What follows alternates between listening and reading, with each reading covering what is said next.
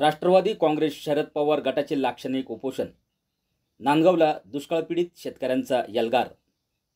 नांदगाव तालुक्यातील शेतकरी बांधवांना न्याय मिळावा आणि दुष्काळ सदृश मंडळांना जाहीर सवलती आणि उपाययोजनाबाबत सरकारने काय मदत केली आहे याबाबत प्रशासनाकडून जाणून घेण्यासाठी नाशिकच्या नांदगाव येथील तहसील कार्यालयाजवळ राष्ट्रवादी काँग्रेस शरद पवार गटाचे तालुका अध्यक्ष महेंद्र बोरसे यांच्या नेतृत्वाखाली लाक्षणिक उपोषण सुरू केले आहे. आवाज एन न्यूज मराठी, नांदगाव.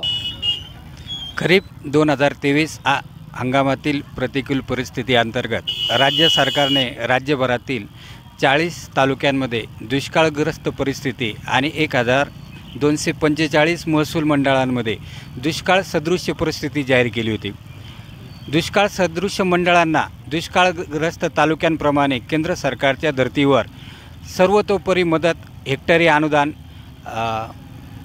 पीक कर्ज पुनर्गठन, शेतीशी निगडीत कर्जाची स्थगिती, विद्यार्थ्यांना शैक्षणिक शुल्क माफी, चारा छावणी, चारा डेपो, वीज बिलात माफी, रोजगार हमी कामांच्या निकषामध्ये शिथिलता या संदर्भातील अनेक घोषणा राज्य सरकारने केलेल्या असतानाही प्रत्यक्षात मात्र अर्थसंकल्पीय तरतूद करत असताना राज्य सरकारने फक्त 40 दुष्काळग्रस्त तालुक्यांसाठी निधी मंजूर केलेला आहे.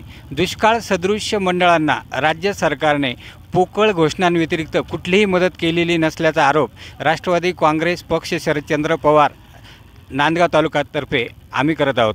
आम्ही आज प्रशासनाला हा खुलासा विचारण्यासाठी उपोषणासाठी बसलेलो आहोत की राज्य सरकारने घोषित केल्याप्रमाणे नांदगाव तालुक्यातील 8ही महसूल मंडळांना कुठला दिलासा सरकारतर्फे देण्यात आला, कुठला निधी, कुठलं अनुदान किंवा कुठल्या सवलती व उपाययोजना लागू केल्यात या संदर्भातला खुलासा तालुका प्रशासनाने, जिल्हा प्रशासनाने करावा अशी मागणी आम्ही आज करत आहोत.